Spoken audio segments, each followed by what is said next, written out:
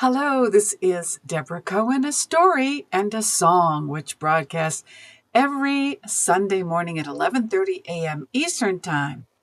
And today we're going to talk about something called ghosting. It's a term in 2026 that apparently is implemented a lot more than I realized, and I started to pay attention to it when it happened to me. Somebody in the business world. I used to hear about girls, ladies getting together and giggling about like not showing up for a date. They used to call it she stood me up. Or if you were supposed to get married and you chickened out, it was called you got cold feet. But in this day and age, it's called ghosting. And I wonder how many of you listening, I hope not, have ever done that to somebody. It's like really not a good thing, even though it's a popular term today. And I want to tell you more about it. Let's just say we're talking about Purim, right? Partly to share the delight of inhabiting another identity. Now, I'm using this as a platform to talk about people that present themselves to the public as all that, or righteous, or walking in holiness, but behind closed doors, they're ghosting people. Okay, the child can now be a queen, a wise man, a king, a knave. The story springs off the page and into pageant. We love play acting as an aid to imagination. Revelation through disguise is part of the Purim message. Haman pretended to be a faithful advisor to the king, and that false role showed his true colors as a hater. Esther pretended to be a simple subject who loved the king, and in that role was unveiled as a savior of her people. Perhaps most hidden of all in the story is God, whose name is not mentioned in the scroll of Esther at all, but whose presence is felt throughout the miraculous tale. It is a paradox to reveal oneself through disguise, but at times a bit of pretense liberates us enough to express deeper truths. Purim provides the opportunity to dress up as others in order to move more deeply into discovery of who we are. So, what kind of a person are you if you are guilty of ghosting? Let's look into this can of worms, and we'll be right back after this message. Another sunrise on the road again, chasing wisdom carried on the wind. This quiet pull inside my soul tells me it's time for me to go. 'Cause I'm always looking for a home, even when I'm meant to roam. Oh, this ancient whisper in my heart says go forth right from the start.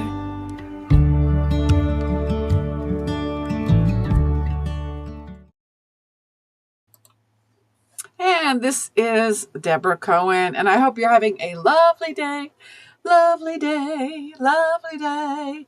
But I'm going to share a little bit about ghosting because it was done to me recently, for the first time actually, and I want to tell you why it's not a good thing to do, especially in the business world. You would expect it from those that are not educated or those in what would be the excuse in America for people that do it.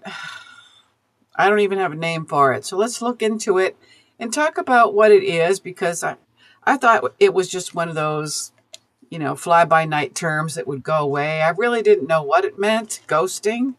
But then I explained to somebody in the business world how there are these younger people, unfortunately, that don't show up for meetings without any reason. And the next time they see you, they act like nothing happened. Seriously, like, why wouldn't you at least say, I'm sorry, I can't make it. Something's come up. And, Be considerate of the person that you're ghosting. You're wasting their time, you're disrespecting them, and it's really trashy behavior. And people are getting away with it in America. And what's going on in this country? Okay, so let's talk about this if you're interested. Ghosting, the act of abruptly ending all communication with someone without explanation, has shifted from a niche dating grievance to a pervasive social phenomenon in America, of all places. While it feels like a modern invention, it's actually a byproduct of how our digital tools have redesigned our empathy. And that's why, coming from the 60s, we didn't have all of this social media that you have today. It was unheard of to do that to people, unless you were doing it, like girls, immature girls that giggle and they arrange a date person to person, and then they just don't show up and they laugh about it in school the next day, but which is not right either. But today it's rampant. It's everywhere. So, at its core, ghosting is an avoidance strategy. Instead of navigating the temporary discomfort of a breakup conversation, an individual chooses the permanent silence of a digital exit. The medium. It happens primarily via text or social media, but in my case, it actually happened when somebody signed up for one of my meetings and just didn't show up and acted like the next time I saw them as if nothing was wrong. Actually, I could tell by their body language they were avoiding me because maybe they did feel guilty at all. Come on, do better than that, really. Okay, the lack of physical presence makes the other person feel less like a human and more like a profile. I want you ghosters to know what you make people feel like when you do this to others. Especially, like these church people and synagogue people and whatever people that profess to be righteous. And the number one command is to love one another, or, love your neighbor as yourself, and then you do this ghosting thing. That's not love. That's disrespectful, to say the least. So how has it become acceptable? It's less that society sat down and voted to make ghosting okay, and more that our environment evolved to reward ghosting. The paradox of choice. Dating apps treat humans like a limitless catalog. When the supply of people feels infinite, the perceived value of any single interaction drops. Conflict avoidance culture that we're in. We live in an era that prioritizes protecting one's peace. While self-care is vital, it is often weaponized as a justification to avoid the emotional labor of being honest with others. I come from an era gone, where a handshake was a contract. Can you believe it? Not today. You can't believe what anybody's saying, which is so sad, okay? And you used to live next door and you didn't have to lock your door. Now you're asking for it if you don't. Digital dehumanization. It is much easier to ignore a notification than it is to look into someone's eyes and say, thank you for the meeting invitation, but I'm not interested. What's wrong with saying that instead of signing up for a meeting and then not showing up? The consequence of a ghosting society that we live in America. Labeling it a moral decline might sound heavy, but psychologists and sociologists do note significant shifts in how we relate to one another when ghosting becomes the default. It erodes social trust. So the same meeting I'm talking about, subsequently, this woman, refined Southern woman, shows up at the meeting like she didn't ghost me or whoever else she's doing it to. And she still has the favor of the leadership in the group while I'm sitting there with egg in my face. Old expression. Do you know what I mean? Okay. When ghosting is normalized, people enter new interactions with a defensive crouch. You expect to be discarded, so you don't invest deeply. So in this meeting, we're wondering, the leader's wondering, why aren't you bonding? Well, if you knew what this one really is like, your pet, you might, try to fix things or teach on moral obligation of how to treat one another. I think that's in order. Okay, this creates a cycle of shallow connections where no one is willing to be vulnerable. And that's what's going on. In a classroom where people don't want to open up and share, it's probably because they've been ghosted by somebody in the room.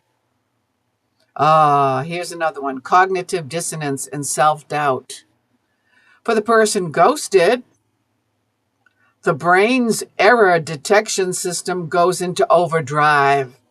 Without a reason for the rejection, the victim often fills the silence with self-criticism, leading to increased anxiety and lowered self-esteem. No, instead of doing that, I'm doing this podcast.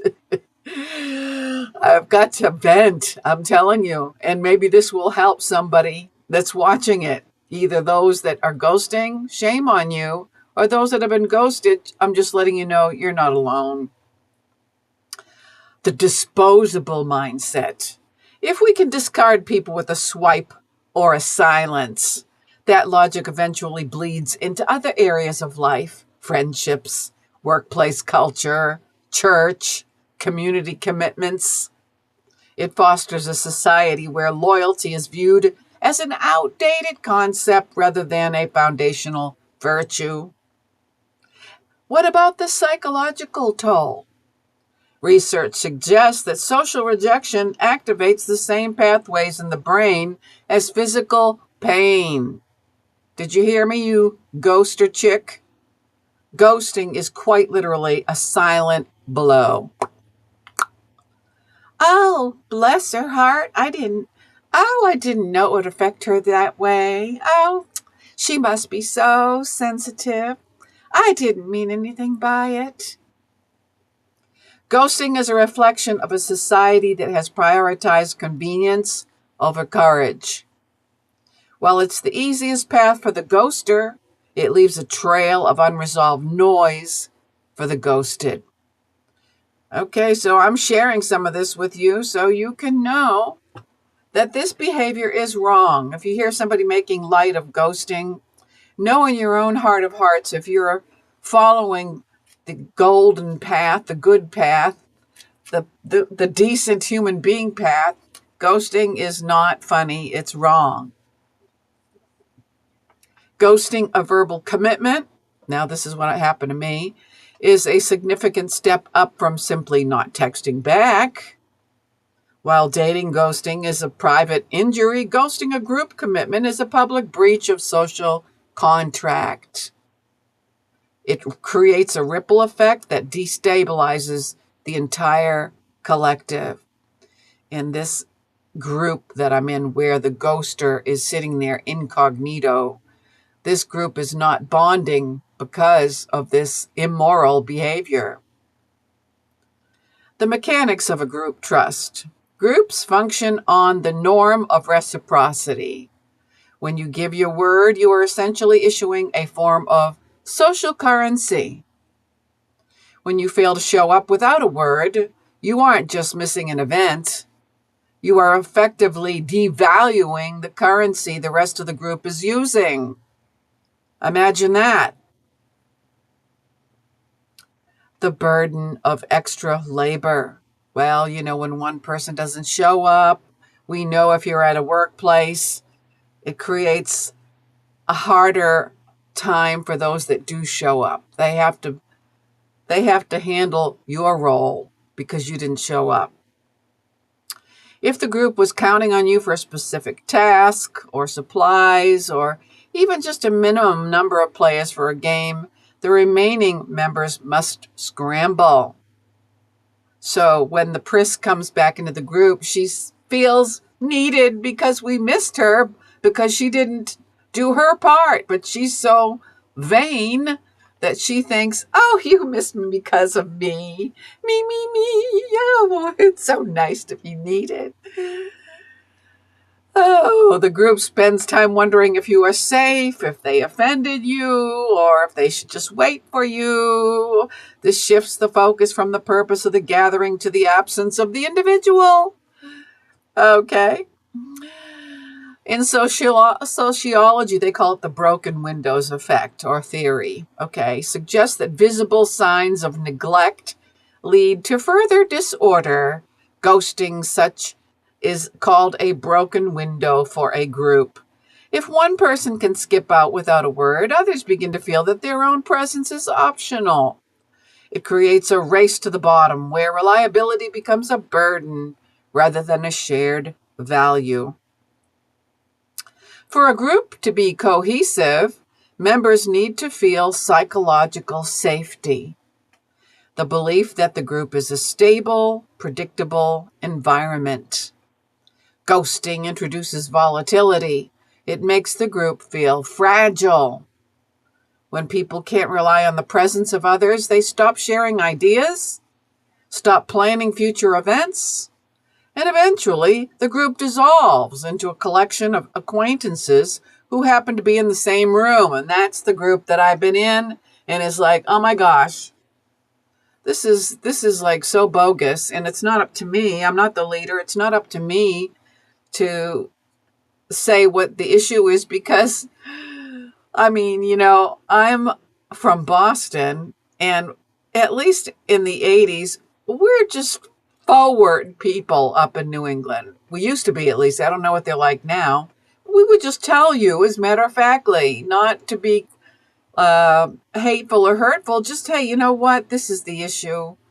But down here where I am in the South, it's like you kind of have to dance around what's really going on. You can't be direct down here or they get offended, at least in the circles I've been in.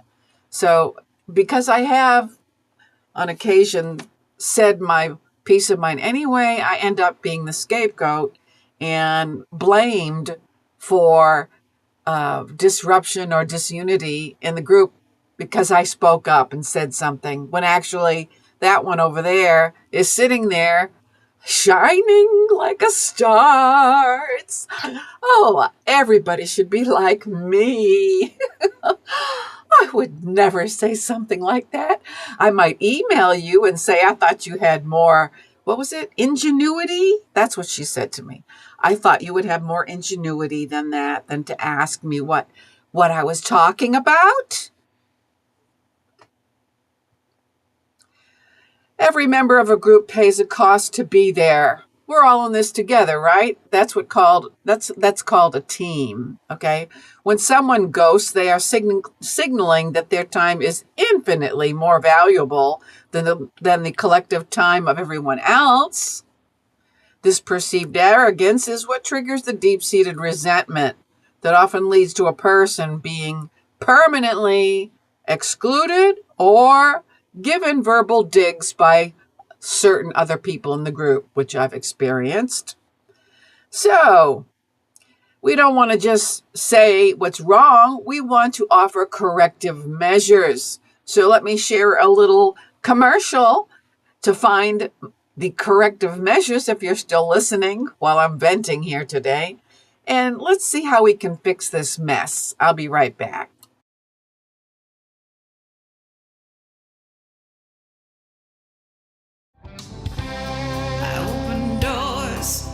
Trembling hands, just hoping to belong. My whispers cut like sharpened glass when I don't fit your song. You call me strange, you call me soft, as if there's something wrong. I walk with my heart on my sleeve with a message of love.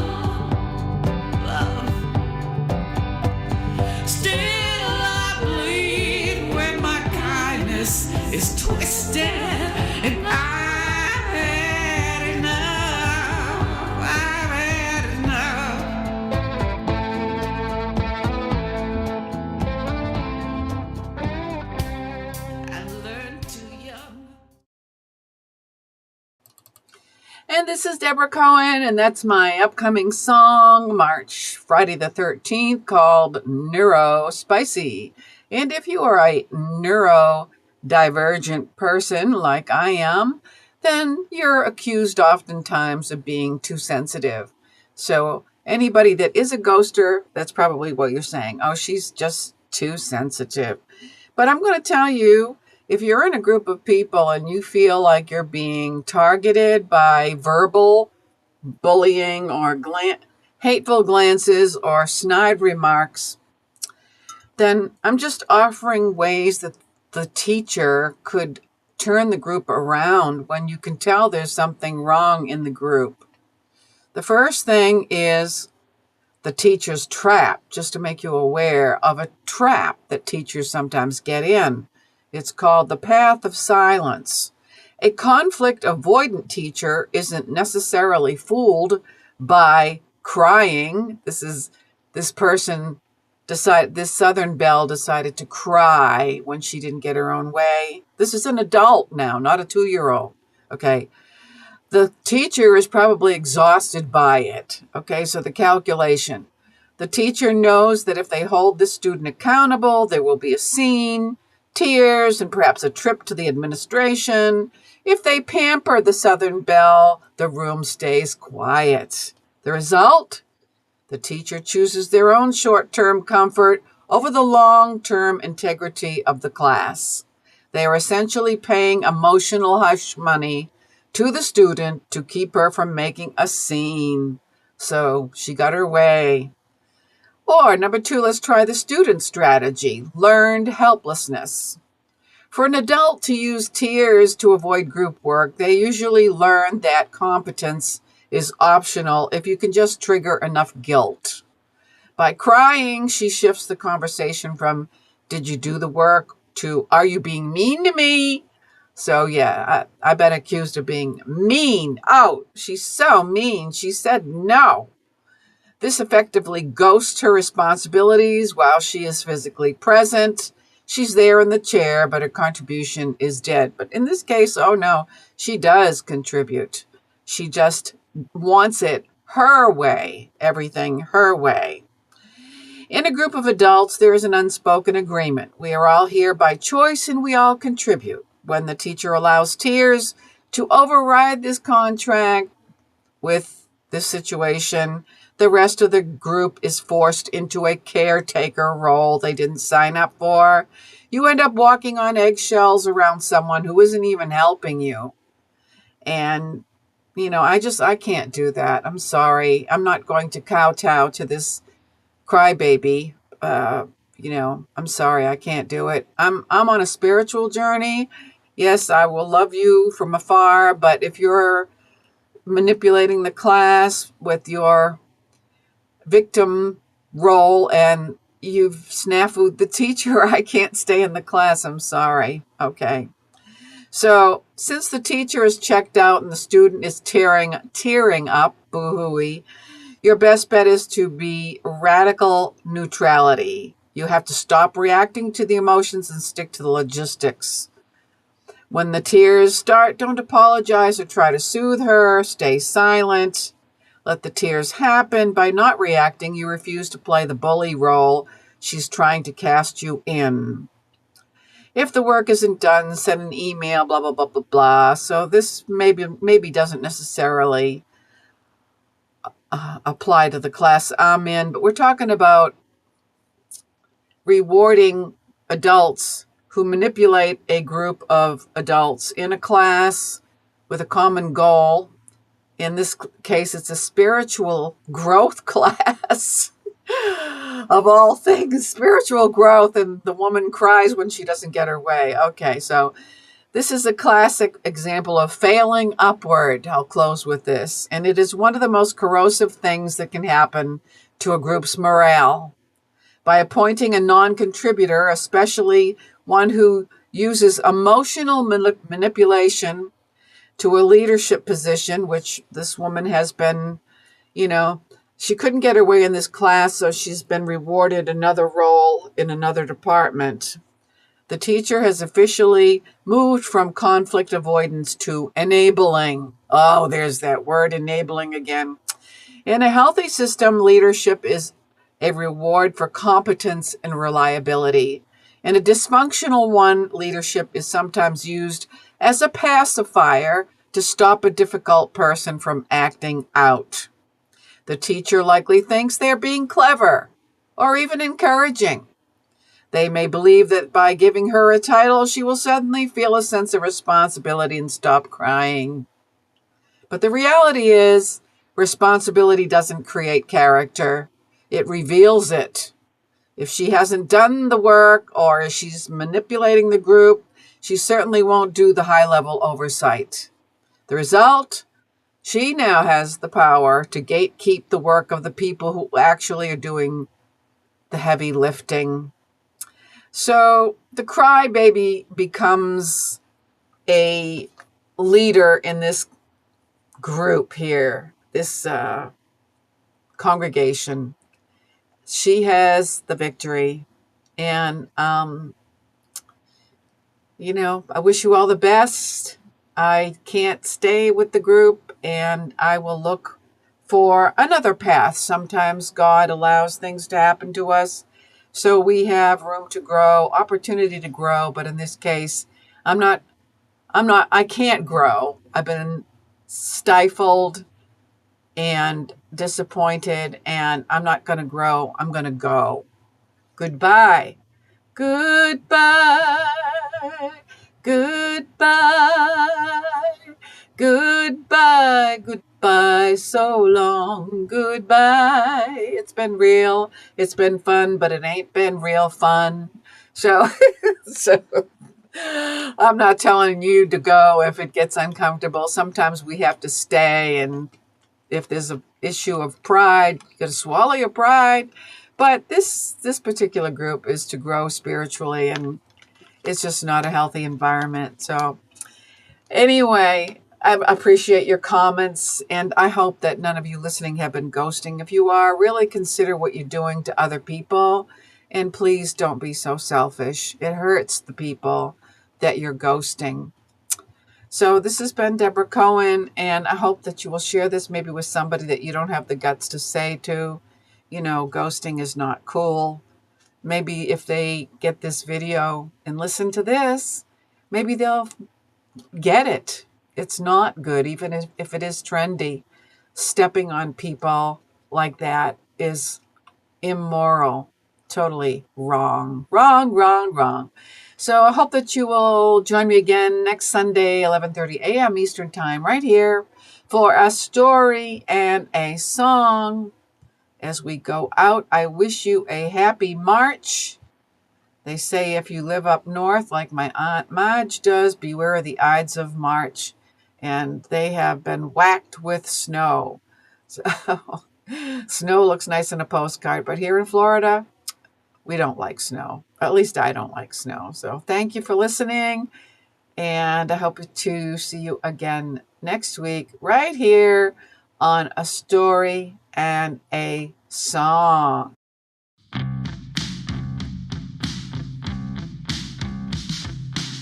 What if I hear the voice tell me where I should go, even though